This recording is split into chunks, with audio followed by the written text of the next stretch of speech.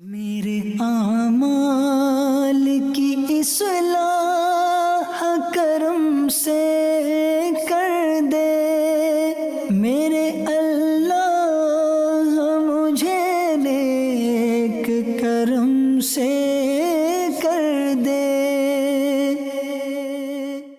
الحمدللہ رب العالمین والصلاة والسلام علی سید المرسلین، اما بعد فاعوذ باللہ من الشیطان الرجیم، بسم اللہ الرحمن الرحیم۔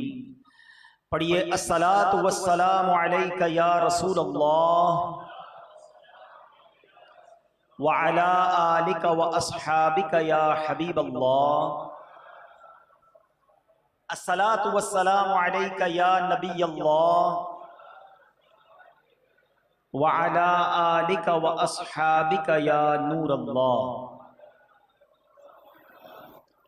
میٹھے میٹھے اسلامی بھائیوں اور مدنی چینل کے ناظرین، والدین یا تو ہمارے دنیا میں ہیں یا کئی وہ ہیں کہ جن کے والدین دنیا میں نہیں ہیں، لیکن ماں باپ کی جو خدمت ہے نا اور ماں باپ کی جو برکت ہے، بعض لوگ اس سے بڑا دور رہتے ہیں، اس کو ریئلائز نہیں کرتے کہ یہ ہستیاں کتنی بڑی ہیں۔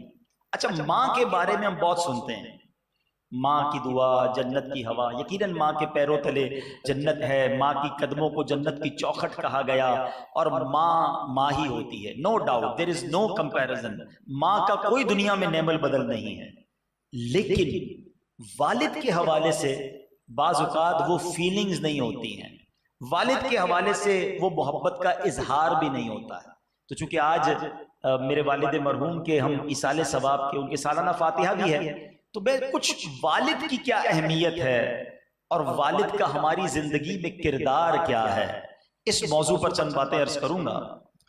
ایک شخص کے 4 بیٹے تھے، وہ بیمار ہوا تو ایک بیٹے نے بڑا عجیب فارمولہ اپنے بھائیوں کو پیش کیا کہ ایسا کرو، یا تو تم تینوں مل کر والد صاحب کی تیمارداری کرو، لیکن اتنی بڑی نیکی کماؤ گے تو پھر وراثت میں حصہ نہ لو، اور اگر مجھے یہ کام دے دو کہ میں والد کی تیمارداری کروں پھر تم نہ کرو، میں ساری خدمت کروں گا، مجھے وراثت میں کوئی حصہ نہیں چاہیے۔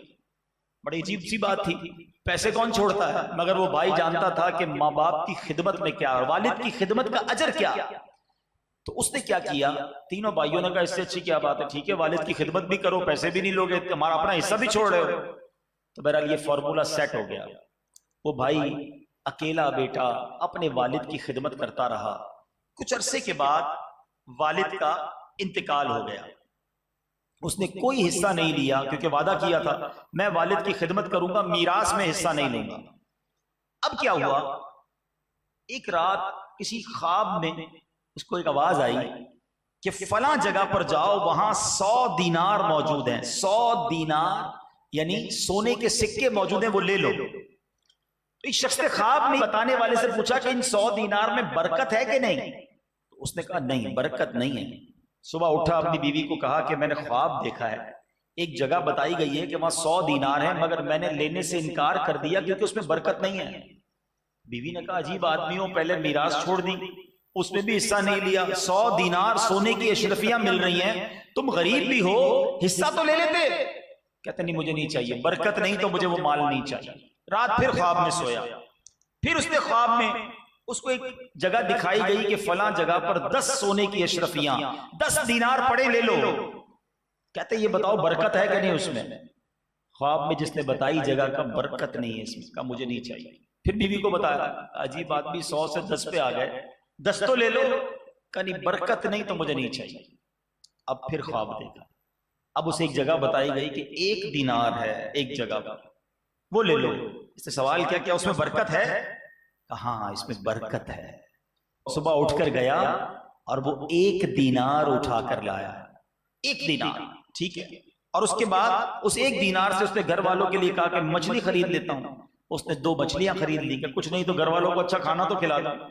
مگر جب گھر آیا اور ان دونوں مچھلیوں کا پیٹ چاک کیا تو ان دونوں مچھلیوں کے پیٹ سے ایک ایک موتی نکلا، بڑا عجیب و غریب، بڑا یونیک وہ موتی تھا۔ تو اب اس نے موتی تو رکھ لیا اپنے پاس، مگر ہوا یہ کہ بادشاہ نے اسی دن ایک آرڈر جاری کیا کہ مجھے اس